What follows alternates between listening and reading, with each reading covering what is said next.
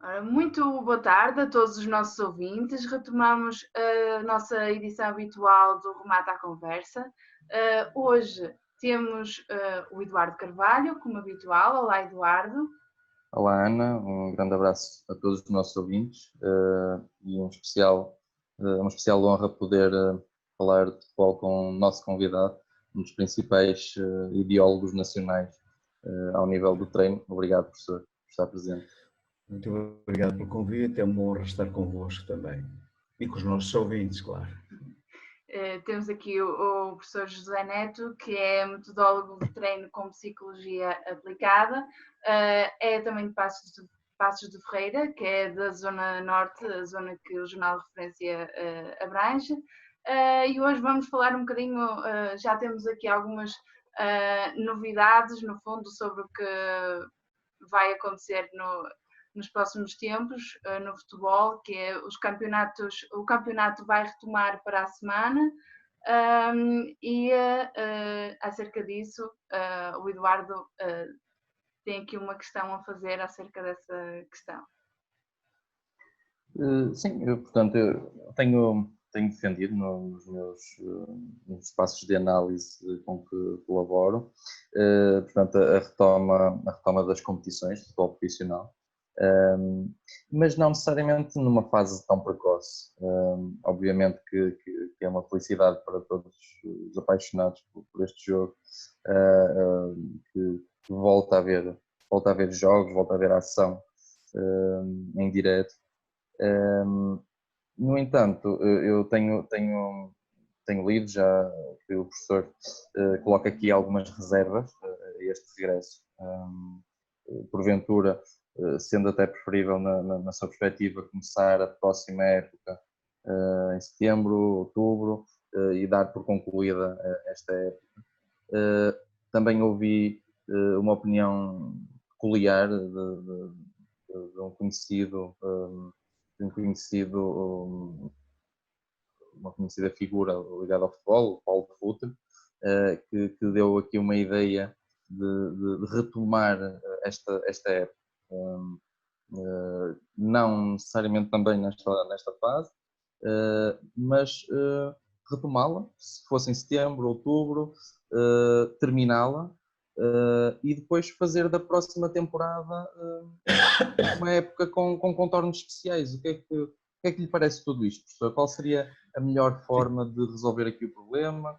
Como se resolveu? Ou uma destas sugestões que tem vindo aqui à discussão? Como eu disse, eu vou escrevendo para a Bola Online alguns artigos de opinião, e no outro dia a Lusa fez um contacto comigo que eu referenciei que o campeonato podia estar ferido de uma certa legalidade. Eu não queria falar de legalidade em termos jurídicos, não é? Porque nesse aspecto não se coloca, mas coloca-se uma certa organização temática de recomeço do campeonato, que não é igual ao que estava no início da época, propriamente dito, com as substituições em 5 elementos, com os jogos a ser realizados em 3, 4 estádios como estavam previstos. À medida do tempo, até parece que aquela entrevista foi um ponto importante para que recolocassem algumas ideias básicas que estão agora a ser refeitas. Quase todos os jogos vão ser realizados em todos os campos também, deram melhores condições para que isso seja efetuado. Portanto, houve algumas melhorias significativas em relação a este ato. De qualquer das formas, havendo aqui uma certa medida que não estava muito de acordo, quer o presidente do Comitê Médico da FIFA, o Michel Toc, que na altura dizia que o futebol nunca deveria regressar antes de setembro, mas a UEFA, em 23 de abril, decidiu que deveria, no caso de haver disponibilidade para tal, os próprios organismos dos países da UEFA, que deveriam ter como lema o recomeço dentro das disponibilidades que fosse possível ser definidas. E tendo o governo também determinado que isso fosse possível, poderia causar alguma disponibilidade, no caso das próprias organizações, as respectivas federações, não levarem feito estas recomendações para, portanto, houve uma determinada ameaça da UEFA se porventura os clubes não dessem um passo em frente para realizar este acontecimento.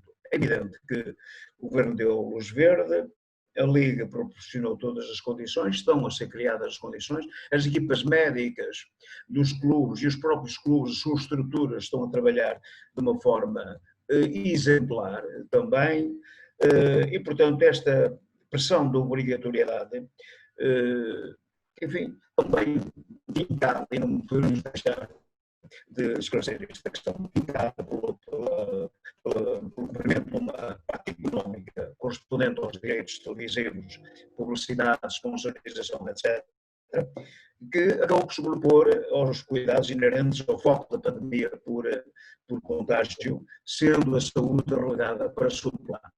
Foi aí que eu tentei dizer o meu desacordo. No entanto, o que pretendi explicitar foi esta incoerência apressada e até também defendi esse contexto que o Futre acabou por referir. Aliás, o Casilhas também já tinha dito, os jogadores querem receber, os treinadores querem receber, os clubes têm que ter esse patrocínio para poder diligenciar as suas responsabilidades e por isso todos procuraram dar um máximo de si próprios. Eu também tinha dito que o ideal seria começar em setembro, outubro, terminaria a época no momento respectivo, sei lá, novembro, dezembro, e faríamos de um ano nacional uma época desportiva. A época desportiva começaria em janeiro, terminaria em janeiro, até porque se ia adaptando à medida do tempo o próprio Mundial de Futebol e o Campeonato do Mundo, que será no Qatar em 2022. Quer dizer, começávamos a antecipar no tempo toda esta reorganização, mas para isso era necessário que a FIFA e a UEFA também estivessem de acordo, porque as competições de nível internacional teriam que também ser avalizadas para esse desempenho nesse mesmo tempo. Agora, compreendo que, pronto, estas alterações discutíveis, que é na operacionalização do treino, que é na dinâmica de intervenção qualitativa das equipas, que levou a que eles fizessem os seus jogadores o seu treino em casa, com as suas bicicletas, etc. Houve clubes que puseram bicicletas ergométricas em casa de cada jogador, deram a sua metodologia de treino para eles não perderem a forma, não obstante. Uma coisa é ter a forma do VO2 máximo, o consumo máximo de oxigênio realizado em termos aeróbicos na sua casa, outra coisa é jogar futebol, que é completamente distinto. É completamente distinto. Um jogador pode, temos investigação realizada, indivíduos maratonistas correm 42 km de 195 metros e um jogo de futebol, muitas vezes não chegam ao fim, não conseguem, porque é um ritmo completamente distinto em relação às capacidades motoras, fisiológicas e atlético-funcionais. E por isso, os jogadores esteve em casa, a fazer o seu trabalho de bicicleta, tudo muito bem, e os VO2 máximos, o consumo máximo de oxigênio necessário para realizar uma tarefa que a gente diz 62 mililitros litro minuto, que é suficiente para fazer um jogo de futebol, se calhar essa componente esteve reorganizada. Mas depois, a segunda parte, vir para o treino, começar a treinar a 20 metros, mas o que é isto? A treinar a 20 metros uns dos outros, em que apenas só últimos 15 dias, ou agora, a última semana, é que começaram a ver os treinos da organização estrutural, em que o atleta, tanto o treino de conjunto foi interrompido, as competências de longo tempo foram interrompidas, os atletas não tiveram condições necessárias, não é? E começaram a perder parcialmente as adaptações induzidas pelo treino normal, não é? Esta diminuição de capacidade, o decréscimo de força máxima explosiva em curto espaço de tempo, leva a que os atletas tenham alguma dificuldade de reorganizar a sua dinâmica e em tão pouco tempo poderem estar de uma forma digna, fazer uma competição merecedora de alto nível de prestação. Vamos ver.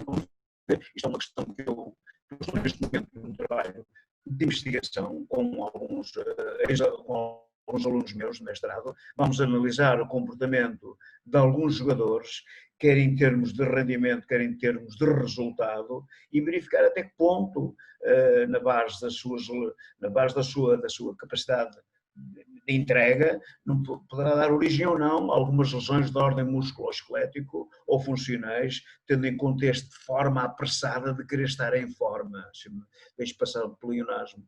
Portanto, há aqui uma questão que merece um sentido crítico, mas construtivo, como é evidente, no sentido de nós sabemos, toda a gente quer, nem que seja para um buraco da fechadura, a gente quer ver o jogo, como eu dizia, a gente quer ver futebol, a gente tem saudades do futebol, é evidente que sim, mas agora, jogado nesta dimensão, até que ponto, porque isto não é uma pré-época normal, não é uma pré-época em que os jogadores foram embora, tiveram um mês de férias com as suas famílias, depois regressaram, depois começaram a ser o treino de integração normal da sua avaliação cardiofuncional, fisiológica e motora específica e até ao nível também das suas capacidades morfológicas,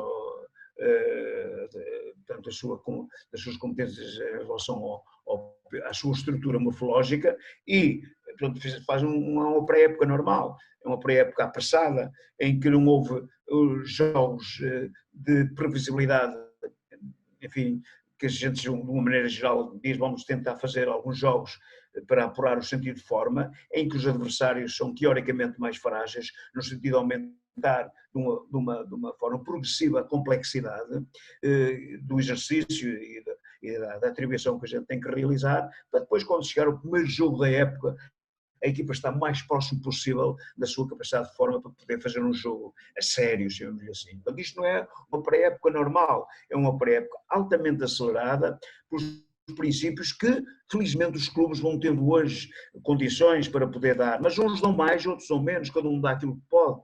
Vejam bem, o Santa Clara dos Açores chega hoje para a cidade de futebol, para estar confinado num hotel a fazer todo o trabalho até ao fim da época. O Sporting de Braga está há cerca de 15 dias em estágio num hotel e os seus jogadores estão lá, ontem mandaram fotografias das famílias e tal, para os quartos, etc. Mas essa fotografia da família, do filho, da mulher, que costumavam ter em casa, que agora não têm, não lhes irá aumentar a saudade de pertença, esse desejo de saudade de pertença que deveriam estar com eles e não estão.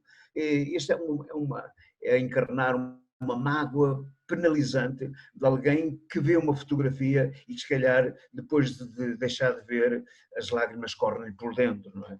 Portanto, este aspecto emocional pode ser também, penso, enfim, é bom por um lado, mas poderá ser traumatizante por outro. Cada atleta é um homem, tem uma dimensão muito própria, cada um fará o seu devido juízo. Mas os clubes estão a julgar esta dinâmica e agora, à porta fechada, sem público, etc, etc, etc. Há uma série de variantes que estão agora num fenómeno novo de recomeço que deverão merecer, e irão merecer, de certeza absoluta, alguma reflexão crítica nesta nova forma de enquadrar a época desportiva que começou de uma forma completamente distinta em relação àquela que agora vai terminar neste último terço.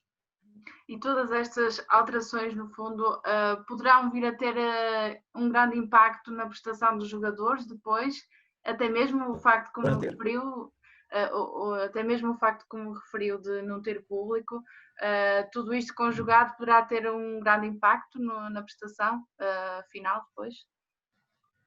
Quer dizer, esta questão claro, é evidente que em relação ao treino, portanto, há uma estranheza ver jogadores que estão distantes perfeitamente otimizados numa boa saúde, claro, a gente tem visto isto, embora já haja lesões em treino, características até de grande dificuldade, lesões graves, ligamentos cruzados, etc., que é das lesões mais graves dos atletas, mas os jogadores, a priori, têm condições de saúde biológicas, fisiológicas, etc., têm com a sua capacidade própria de desenvolvimento para o treino com uma certa segurança. Agora, é evidente que, sem existir uma preparação específica adequada, em termos fundamentalmente ao jogo tático, não é?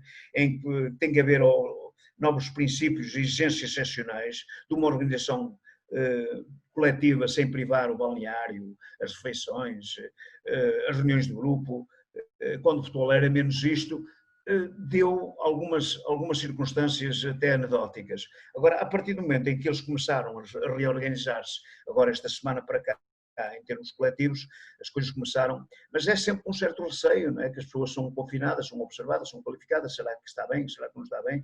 Portanto, esta metodologia de técnicas que promovam a confiança no jogador, não é? Inserindo-lhes aspectos motivacionais, formulando os objetivos de conquista, capazes de serem conseguidos, e técnicas de introdução de níveis ótimos de rendimento, com a fuga, ao estresse e ansiedade, são técnicas instrumentalizadas que nós podemos, como metodólogos, induzir estados ótimos de desempenho e de rendimento, porque as condições adversas que irão ser confrontados, essas aí, quer queiramos, quer não, vão aparecer a todo momento. Portanto, agora, é evidente que quem não for capaz de controlar estes aspectos, fundamentalmente não tanto fisiológicos, mas mentais, acaba por se boicotar a si próprio, não é? Acabando por não ganhar, porque teve medo de perder, porque há um certo receio que está ali, e ainda bem que há, porque à medida que há um certo receio, também há vontade de ultrapassar.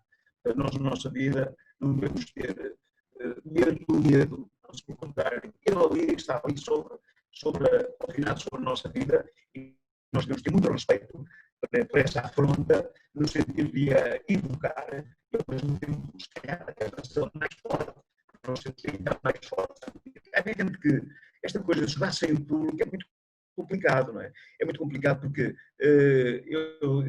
nós, por exemplo, à medida que eu estive com o Paulo Fonseca, aqui no Futebol Pasto Ferreira, na altura que fomos à Liga dos Campeões, nós fomos jogar o primeiro jogo ali ao Dragão, e tinham pai 1000 ou 1500 pessoas, ou 1200, ou 2000, aquilo ouvia-se uma pessoa a falar, sabia-se logo quem era o Sr. António, não sei de onde, o Sr. Manuel, não sei de quê. Portanto, pouco público houve-se tudo, mesmo então sem público, é que se ouve muito mais. Houve-se muito mais, nomeadamente, a orientação dos treinadores, a comunicação entre os jogadores, a comunicação do árbitro, houve-se tudo. Portanto, é ali, e depois é uma questão que, se por um lado, não havendo público, o jogador que, de uma maneira geral, quer público para invocar aquilo que sabe também fazer e ser proativo, esse público vai ficar desconhecido desse elemento base da sua própria vida. Outros, porém, isto, se calhar muito menos, mas outros, porém, que perante um público adverso, sendo objeto de uma absoluta notoriedade quando faz algum passo mal feito ou um remate mal feito, é objeto de uma certa reconstrução de uma comunicação que pode roçar o conflito. Este jogador está mais à vontade, porque não tem ninguém que o possa instigar, de maneira que... Mas também, por outro lado, tem menos pressão, portanto, pode jogar mais à vontade, mas também não havendo aquela pressão de jogar de uma forma mais incisiva, pode entrar mais relaxado e provavelmente não ir tão evocado para o lance para ganhar como ia se tivesse gente em cima dele para poder eclodir das coisas boas que ele faz ou aplaudi-lo das coisas boas que ele faz portanto, ser objeto também de uma apreciação coletiva. Portanto, e depois também há outra coisa, há público e há público. E, por exemplo, eu estive no Vitória de Guimarães, agora com o Peseiro também, como já tinha estado, eu conheço muito bem aquela realidade, o que é isto, daquele público, que uma boa percentagem de algumas vitórias que nós conseguimos tinha a ver com os últimos 15 minutos, 20 minutos, não é? Que faltavam para jogar. Aquele Vitória que era capaz de aquele induzida pelo seu hino, muitos foram as vezes, à medida que o jogo se aproximava do seu termo, renascia uma onda de entusiasmo, fazendo do seu hino aquela voz de tanta gente, a sede de vencer, o Vitória até morrer, e os resultados de negativos passavam positivos, pela força inquebrantável dos seus adeptos, como sabemos, fazem do clube uma das suas razões de existência. Portanto, e público, que público. Portanto, também é preciso ver que público, mas de uma maneira geral, há qualquer coisa, o público é o sal do futebol. Quer dizer, o futebol sem público acaba por na minha perspectiva, ficar sem alma, sem alma. Agora, é evidente que tudo isto vai, a Ana Regina dizia muito bem, vai fazer com que haja alteração estrutural dos jogadores e dos treinadores, etc. Então tem que treinar, e tem que treinar muito isto, e cada vez mais a engenharia ambiental do treino é fundamental. Nós no mestrado e também na base do doutoramento em ciências comportamentais, chegamos a algumas conclusões fundamentais, cada vez fundamentais, mas que ainda estão do ano 0,0 qualquer coisa ainda, que é a engenharia ambiental do treino, a engenharia ambiental do jogo. E agora estou a ver algumas equipas enriquecidas com este património, por barulho, no estádio. Nós já fizemos um pouco isto com Paulo Fonseca, em que sabíamos que ia chover muito, por exemplo, no domingo, estava um dia de sol maravilhoso na quinta-feira, então água para cima do campo, muita força d'água. O cuidador do campo até me lavava as mãos à cabeça, nós chuteiras com pitões de alumínio 1,5, e depois no domingo chovia, que era uma coisa louca, e então isso já estávamos adaptados a essa realidade. Essa questão da engenharia ambiental, da engenharia de um processo de treino e da logística que tem que ser chamada, a tarefa é fundamental. Se eu vou jogar sem público, eu tenho que me adaptar a essa realidade. E se calhar a comunicação do treinador já tem que ter a importantíssima atividade comunicacional do treinador, não é? Que será ouvido como nunca. Será ouvido como nunca. E as suas mensagens verbais e não verbais têm que estar sintonizadas, assertivas, sem duplo significado, com formulações de objetivos pessoais ou grupais desafiadores, mas realistas. A comunicação interna entre os jogadores é fundamental também, nomeadamente através dos seus líderes. A comunicação do jogador consigo próprio, a autocomunicação, é também fundamental dele poder reorganizar o seu pensamento crítico. Portanto, há uma série de atributos fundamentais no sentido de ultrapassar esta percepção de ameaça, que é não ter público, desta instabilidade, para o jogador não entrar em crise de raciocínio e entrar de uma forma inteira. Agora, é evidente que o próprio treinador também pode usar uma linguagem de vai, quando diz que vai é para não ir, quando diz remate é para passar ao lado, pode induzir o adversário em erro, até pode criar uma dinâmica de intervenção, não é? De referência para enganar o próprio adversário. E isso chama-se inteligência tática do próprio treinador. Até que ponto é que o treinador, na sua comunicação, pode induzir o erro, não é? Daquilo que diz não ser igual àquilo que se pretende para o adversário, mas aquilo que pretende para o seu próprio jogador. Quer dizer, isto vai também ser objeto, tudo o que está a acontecer vai ser objeto de uma participação mais eclética, mais saudável, porque mais inteligente também. Muito bem. E já agora queria só aqui fazer mais uma questão também. Na sua opinião também, a parte da celebração dos golos, isso vai também haver uma alteração enorme nessa parte. Claro. É a alteração dos golos e não só. De facto, a alteração dos golos. Quer dizer, quando o indivíduo marca um golo é êxtase de alegria participativa. É quase como a gente dizer, vai abrir as escolas para as criancinhas, infantis, infantários, etc. E depois chegam à escola e estão a 3 metros de distância ou 2 metros de distância uns dos outros, sem se poderem tocar. Não, vais para aí. É perigoso. Assim, em vez de criar uma atividade sociológica aderente aos princípios de um ser sustentado em termos de harmonia coletiva, vai ser eclipsada. Portanto, esta questão do golo, de querer abraçar, as pessoas vão ter que treinar muito isto também, não é? Mas pronto, isto é um menos, são pessoas adultas e sabem que pode ser, não é? Agora, não é só o golo em si, portanto, esta questão de proximidade, do clima de proximidade, pode criar também alguma fragilidade.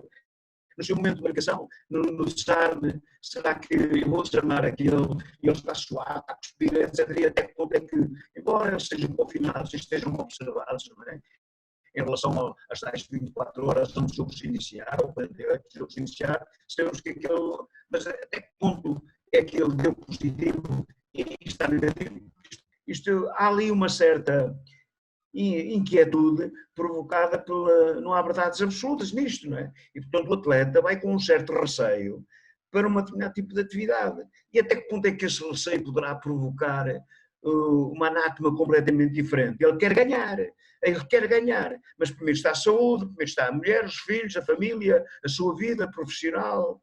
Ele quer ganhar, mas eu posso ir ao lance e posso ir de qualquer maneira, posso tentar mesmo desarmar o adversário no máximo da minha potência, ou já não vale a pena, ou vou mas é ter segurança em relação a isto. Porque vamos ver, isto vai ser um fenómeno novo que importa para indivíduos como o nosso querido Eduardo, que está ali na frente de ataque em relação às coisas novas. E a Ana Regina também vai estar atenta a este fenómeno. E todos aqueles que gostam do comportamento humano e esforço, nomeadamente na área do futebol, vai ser interessantíssimo esta análise e compor esta análise no decorrer do tempo. Eu prometo-vos que estarei convosco para falar um pouco sobre isso, no momento preciso. Tinha falado também, falou aqui de várias questões do treino e também da parte da motivação, mas se pudesse deixar uma dica do que se pode fazer para motivar os jogadores em campo e também uma dica para a parte do treino, o que é que selecionaria? Quer dizer, eu notei no artigo que eu escrevi, portanto, eu acho que um dos aspectos fundamentais, sem dúvida, é aumentar o nível de confiança, a autoconfiança do jogador. É ser capaz de melhorar a sua confiança. Quem tem confiança em si próprio acaba por dialogar com o seu sentimento de organização estrutural e ir muito mais longe. Para ter confiança em si mesmo, naturalmente que tem que, um dos aspectos fundamentais é olhar a sua própria vida. Tem que ter treino de organização atencional, isto é, de mestria atencional e mestria motivacional. Isto é, ir ao encontro da minha imagem, não uma imagem redutora, mas a imagem nobre da minha vida. Nobre da minha vida em termos de princípios de ordem existencial, que é da minha família, que é dos meus amigos, que é das coisas boas que eu faço na vida. Quais são as coisas boas que eu faço na vida e que deram um resultado de excelência? Padronizar essas coisas boas e fazer dessas coisas boas um sentimento base, até inclusive levar a escrever, tomar as respectivas notas, etc. Depois, ser capaz de visualizar as suas imagens mentais de sucesso. Qual foi o jogo em que eu tive mais sucesso? Que jogo? E que momento do jogo é que eu fui capaz de atingir uma mestria da minha própria vida? Qual foi o momento do jogo? Ter isto bem transcrito na sua capacidade de consciência. Porque se eu tiver estes momentos de jogo em alerta, momentos bons da minha vida, momentos positivos da minha vida pessoal, porque o elemento positivo ajuda-nos a concentrar naquilo que queremos atingir e esquecer o que queremos evitar. O elemento positivo ajuda-nos a concentrar naquilo que queremos atingir e a esquecer o que devemos evitar. Este elemento positivo na minha vida vai ajudar a eu ter uma campeã de sucesso, padroniza a minha riqueza interior. Nós temos uma média de 66 mil pensamentos por dia, o homem, e 2/3 são negativos. Há autores que referem, neurologistas que referem como tal. Outros dizem que num jogo de futebol há 10, 12 mil pensamentos, 12, 15 mil pensamentos, em que 2/3 são negativos. Ele, quer dizer, ele acaba por padecer um pouco daquele elemento que é vou falhar, se calhar vou na disputa da bola, posso me lesionar, está a chover, tem mais dificuldade no passe, a relva está um bocadinho alta, o adversário é melhor que eu, o árbitro está a ser... estamos a perseguir um pouco, etc. Está muito vento, eu não vou adaptar isto, o público está muito... Isto é pensamento positivo, das coisas boas que sou capaz de fazer. E aí é um treino de adaptabilidade, isto é, através da respiração diafragmática e através da inspiração abdominal e através da reflexão crítica interior, eu ser capaz de mexer um bocado com a minha cambiante neurofuncional. E este ambiente é muito importante no treino, muito importante no treino. Portanto, este treino de visualização mental, da atenção e de concentração é fundamental hoje ser realizada, inserida numa dinâmica prática. E depois ter uma palavra-chave. A palavra-chave é muito importante. Cada ajudou a levar uma palavra-chave. O Cristiano Ronaldo tem uma palavra-chave. Eu tenho alguns filmes comigo em que algumas formação de treinadores, eu geralmente passo estes filmes, ao nível motivacional, ele levanta a cabeça, fecha os olhos e vai, lê-se nos lábios do Cristiano Ronaldo, pai. E quando ele vai para a bola, já não vai sozinho, já vai com aquela âncora que lhe dá força e razão e bate na bola e faz golo. Essa palavra-chave. Eu tinha um guarda-redes com o nosso guarda-redes da equipa, que nós trabalhámos um bocadinho, ele tinha na mão o nome da sua mãe, na outra mão o nome da namorada. Calçava as luvas e ia para a baliza e quando ele ia o máximo para a disputa da bola, para tentar eliminar um remate forte do adversário, ele disse que parece que sentia asas que voavam com ele na própria mão, que ia com ele também a namorada, ou ia com ele a mãe. Portanto, esta configuração do pensamento organizado é um elemento hoje fundamental numa temática de treino para o sucesso. E pronto, é uma das áreas que eu estou a trabalhar bastante, porque aquela área física e fisiológica, durante muito tempo, foi o objeto da minha participação, até no Paulo, que é o método de treino Braga em Vitória, mas a partir do momento em que eu começo a entrar noutras áreas, na área da psicologia operacional e organizacional, um pensamento crítico, eu tenho que inserir neste mecanismo esta fenomenologia e, acreditem, atletas da excelência mostraram a sua excelência numa dinâmica de intervenção. Aqui há uns tempos, após isto, fui aos Açores fazer uma formação de treinadores, aqui há uns tempos, e o Pauleta ia abrir a sua escola nos Açores, e foi almoçar comigo em Ponta Delgada, convidou-me, e ele estava um bocadinho triste, e eu perguntei, que é que para nós estás um bocadinho triste? O que é que... Diz ele, professor, eu fiz um jogo ontem, quando eu ainda jogava no Paris Saint-Germain, fiz um jogo e falhei um penalti. E o que é que tu pensaste na marca, ao colocar a bola na marca de grande penalidade? Diz ele, o que eu pensei foi, eu não vou falhar. Se pensaste mal, devias ter pensado, eu vou marcar.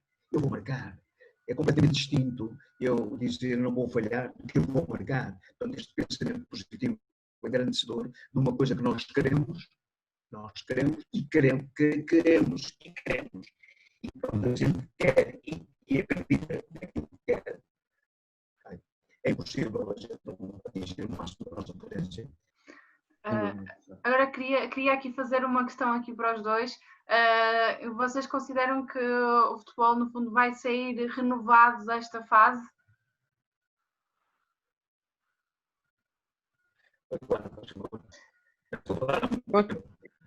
Eu acredito que de alguma forma sim, porque acho que no fundo, no futebol e na vida, temos sempre que nos adaptar a novas circunstâncias. E o facto de nos termos que adaptar a tudo isto um pouco também que o professor falou, vai lançar novos desafios aos treinadores, aos observadores de jogadores e treinadores, etc. E acho que no fundo é isto que nos permite a evolução, sempre em todas as áreas da vida. E claro que poderemos passar por aqui por alguns momentos menos positivos que advenham desta situação, da falta de público nos estádios, por exemplo, a questão de saúde. Esperemos que não tenha aqui nenhum tipo de influência, não é, negativa no que se vai passar ao nível do futebol, mas acima de tudo ao nível da sociedade. Mas depois de ultrapassadas estas questões, que eu estou certo que vão ser ultrapassadas mais tarde ou mais cedo, acho que todos vamos aprender um pouco com isto e evoluir, ou se não estivermos preparados, seremos certamente ultrapassados por quem ultrapassar esta fase, ou quem surgir intervenientes do jogo que surjam a partir de agora, já perante estas dificuldades, vão ultrapassar certamente aqueles que não evoluírem, que não se atualizarem perante todos estes desafios que vão surgir nesta fase. Estas questões novas vão, pronto, as dificuldades ajudam também a crescer, não é? As adversidades são um elemento fundamental para se crescer. Quem passa pelas adversidades sai com uma experiência riquíssima. E quem rema contra a maré, como dizia o Watson, conhece a sua força. Não é? Quem rema contra a maré conhece a sua força. Por exemplo, nós temos visto equipas médicas altamente assessoradas, devidamente assessoradas, com um nível exemplar, a dar este apoio. Se calhar nunca como tal foram objeto de comparticipação, dar testemunho da sua competência científica e técnica e humana, para que pudesse ultrapassar algumas vertentes. Como também os próprios clubes, não é, que melhoraram as suas estruturas funcionais, os seus estádios, para poder ter jogos em casa, não obstante não ter público. Mas é totalmente diferente jogar em casa sem público do que jogar noutro estádio que não é a casa e sem público. Porque quando se joga em casa, mesmo que não tenha público, é a nossa casa. É como nós estivéssemos no nosso quarto, nossa cozinha, nossa casa, que não temos visitas, mas estamos nós em casa e sentimos-nos melhor no nosso sofá, estamos muito melhor acomodados quando estamos em casa, conhecemos, enfim, a orientação dos nossos aposentos como ninguém, e por isso jogar em casa, mesmo sem público, é totalmente diferente do que jogar em casa num estádio que não é nosso. Não é? Portanto, os clubes foram aumentando a sua capacidade de intervenção em termos logísticos, e deram melhores condições, portanto, estádios com melhores condições que não tinham e que a partir desta dificuldade melhoraram. Médicos que também já tinham uma competência técnico-científica elevada, mas tiveram agora que expressar ao seu máximo nos testes que realizaram. Jogadores que nunca tinham passado por tamanha dificuldade, que é confinar a sua dinâmica de intervenção qualitativa em termos de treino, em termos de exigência fisiológica e motriz, e ser capaz, em tão pouco tempo, dar de si próprio o máximo para fazer festa. Mas, de uma maneira geral, as pessoas honram mais a sua existência através desta pandemia que estamos a atravessar. No futebol é a mesma coisa. As pessoas vão olhar para o jogo. Há pessoas que vão para as bancadas quando começar a ter a oportunidade de ir, e se calhar vão estar diferentes daqueles que estavam da outra vez. Já não discutem tanto, porque se calhar são capazes de perceber que é preciso merecer para poder estar. É preciso merecer o futebol para poder viver dele. É preciso merecer a vida para poder fazer dela um momento de aplauso. Portanto, estas questões, de certeza absoluta, vão ser exemplo para muito e muitíssimo melhor, vão aclarar muito melhor o futuro, na minha perspectiva. Professor, o que é que lhe parece esta questão do aumento de substituições possíveis de 3 para 5 neste período? A sério, parece-me bem, quer dizer, parece-me bem que lá estamos nós, Eduardo, já estamos a modificar, não é? Uma organização estrutural que não estava no início da época. No início da época, todos partiram de igual forma. Agora as formas são diferentes, com mais substituições. Mas e o Eduardo diz assim, mas são 5 substituições para cada clube, claro. Mas as 5 substituições no Futebol Clube do Porto, no Benfica e no Sporting, não é? Não são as 5 substituições do Portimonense, do Paço de Ferreira e do Aves. Não é? Se calhar as 5 substituições destes clubes têm muito menor valia, não para perder a capacidade de intervenção qualitativa de quem dá de si o máximo para poder ser profissional, mas tem muito menor valia do que os outros que têm mais possibilidades. Quer dizer, os pobres ficam mais pobres e os ricos ficam mais ricos. Vai haver aqui uma diferenciação notável nesta cambiante. Professor, só mais uma questão que eu também gostaria de colocar, até que advém daquilo da sua resposta anterior. Acha que há alguma vantagem para as equipas que vão à frente, seja na luta pelo título, seja nos microcampeonatos, portanto, as lutas pelas competições europeias, pela manutenção? Acredita que quem parte nesta altura com alguns pontos à frente pode ter essa vantagem, portanto, que resulta desta quebra competitiva, ou que não é diferente daquilo que já acontece habitualmente? Não é fácil responder a esta questão, Eduardo, porque vamos ver o que é que dá. Isto é o vinho dentro da pipa, é preciso meter-lhe uma torneira, cheirar e ver se de facto há ali uma acidez ou se não há. Não é fácil eu poder. Agora o que posso dizer é o seguinte, é que era preciso saber, também é uma questão, Eduardo, que eu não percebo, é preciso saber antes de começar o recomeço, passa outra vez um pleonasmo da época, como é que isto vai acontecer. Suponhamos que daqui a 3 ou 4 jornadas o campeonato tem que parar. Tem que parar por causa de haver 3 ou 4 ou 5 ou 6 ou uma equipa que esteja confinada, nunca se sabe. Então, e agora? Quem é que ganha? É quem vai na frente? Quem é que ganha? É preciso, essas questões não se podem ir para o terreno antes de começar o campeonato, sem dar respostas a isto, não é? E quem é que vai esta divisão? É aqueles que estão neste momento ou aqueles que estavam quando isto foi começado? E quem é que vai à Europa? É aqueles que estão ou aqueles que estavam? É preciso primeiramente, antes de começar o recomeço, pôr em equação esta determinação que é fundamental para a prática da competição, não é? Aquilo que dizia o Vítor Oliveira, e muito bem, não é? Na entrevista que estes dias, ontem deu no jornal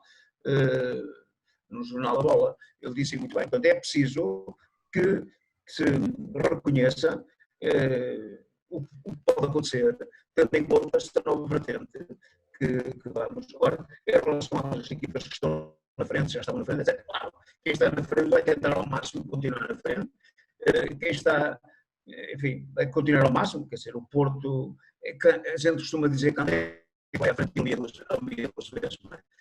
O Porto vai querer manter a sua liderança, não é? Não vai querer, não obstante, enfim, naturalmente que o Sr. Presidente já referenciou que o ideal teria sido parar o campeonato, seria a forma de poder, naquele momento, ser configurado como vencedor, como foi na segunda liga, não é?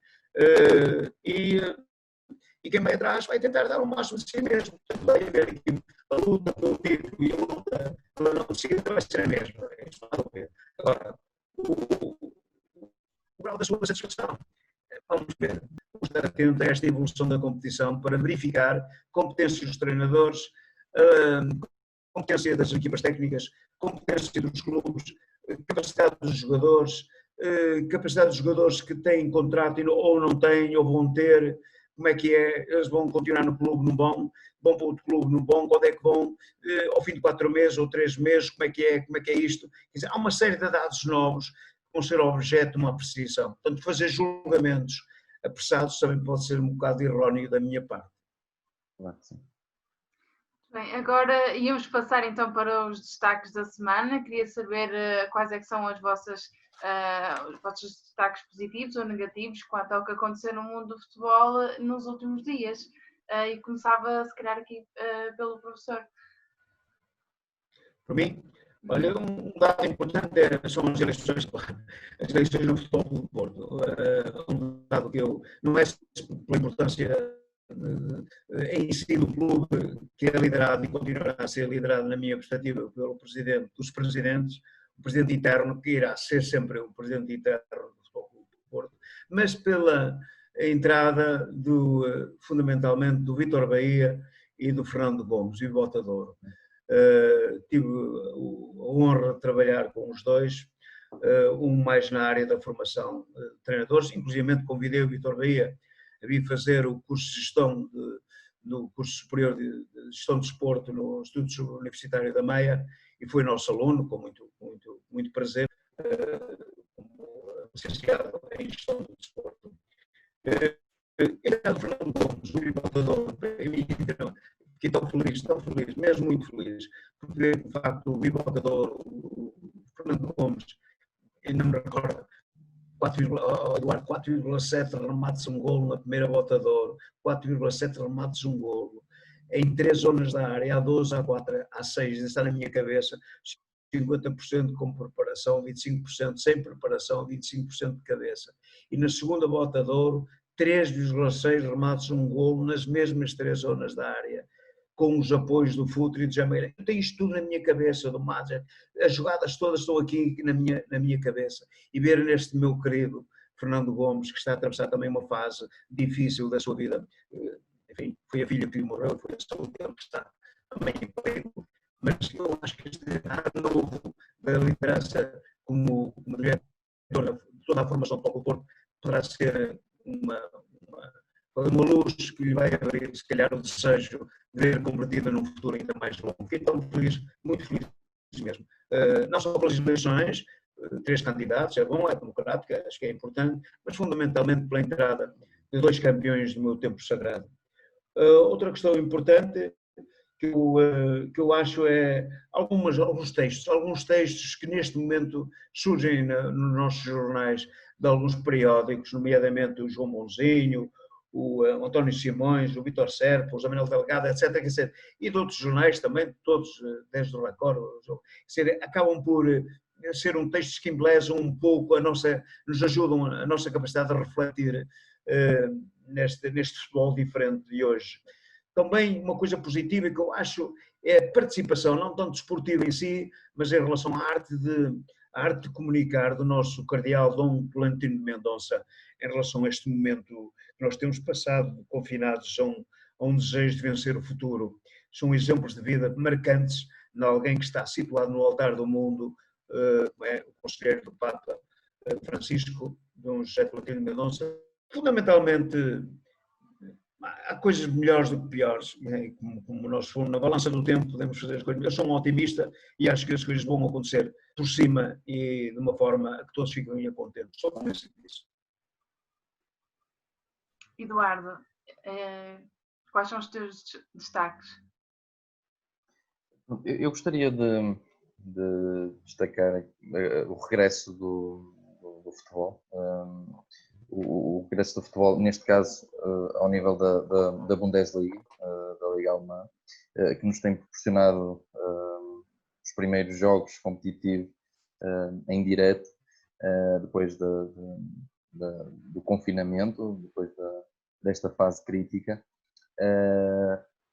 Um destaque óbvio apesar de estarmos aqui fora um bocadinho do nosso âmbito, teria sempre que relevar aqui essa questão, como apaixonado pelo jogo, e que me tem possibilitado aqui as primeiras notas, as primeiras análises sobre o futebol internacional. Há aqui o destaque de um grande jogo, que foi o Borussia Dortmund-Bayern Munique, que de alguma forma encaminhou muito bem os bávaros para o título alemão, estando já 7 pontos aqui do seu rival de Dortmund. Esse seria o meu primeiro destaque. De uma forma negativa, eu gostaria de frisar aqui as incongruências das altas instâncias do futebol mundial, que o professor também aflorou um pouco, porque numa primeira fase houve aqui algum sacudir da responsabilidade para as ligas nacionais, e agora surge esta ameaça de exclusão europeia para quem não terminar os seus campeonatos. Independentemente da postura que tenhamos, eu estou de acordo com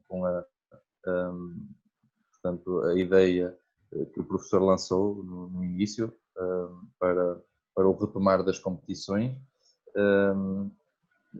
Outros acham que deveria ter terminado, outros acham que esta decisão que foi tomada é melhor. Independentemente disso, eu acho que esta incoerência é gritante e não é positiva para o futebol mundial, e vai, se depois houver aqui algum tipo de sanção para as ligas de alguns clubes que foram campeões e que depois poderão ver-se ameaçados aqui na sua participação das próximas competições europeias, campeões ou apurados para a Liga Europa. Isto poderá ser muito prejudicial e uma abrir aqui um precedente muito difícil de enquadrar a nível de justiça desportiva. E por fim, gostava de, já aqui como antecipando aqui o remate final que me costumas perguntar, gostaria de salutar o regresso do nosso principal campeonato. Já sabem os nossos ouvintes que eu gostaria que houvesse aqui, pelo menos a nível de ligas profissionais, também essa retoma, ou seja, a segunda liga também pudesse ser retomada, porque eu acho que deveria haver aqui, lá está mais uma vez no princípio de coerência e de homogeneidade, ou terminar tudo como está, ou então retomar tudo, pelo menos as competições profissionais, sendo que o professor também falou aqui no Campeonato de Portugal, portanto isso também levanta outras questões, mas já só me cingindo a esta situação dos campeonatos profissionais, acho muito difícil de compreender, apesar das justificações que já ouvimos, acho muito difícil de compreender essa decisão tomada. No entanto, quando tudo isto de par, todas as dúvidas, todas as questões que se colocam, é uma excelente notícia para todos os apaixonados pelo jogo, este regresso, e é com grande expectativa que aguardo o próximo dia 3 de junho. Muito bem, então agora desvenda lá o véu sobre o remate final desta semana. O meu remate final seria, de facto, o dia 3 de junho, que é um dia marcante. Eu acho que nós nunca esperaríamos que uma situação destas fosse paralisar o mundo. Ninguém estava preparado para isto ao nível da sociedade, mas finalmente vemos aqui alguma luz ao fundo do túnel. Esperamos que não haja consequências para a saúde pública, quer dos intervenientes, quer dos espectadores que a priori não poderão estar presentes no estádio, mas que estarão ou poderão estar em torno dos estádios em que se realizem jogos. Mas acho que esta esperança de um retomar de algo que todos amamos, acho muito positiva, e portanto este dia 3 de junho para Portugal, havendo também já, creio que o dia 20 de junho para a Itália, penso que 17, se não estou em erro, de junho para a Premier League, para a Liga Inglesa. Acho que o mês de junho será um mês de alegria para todos os apaixonados, os verdadeiros apaixonados pelo jogo.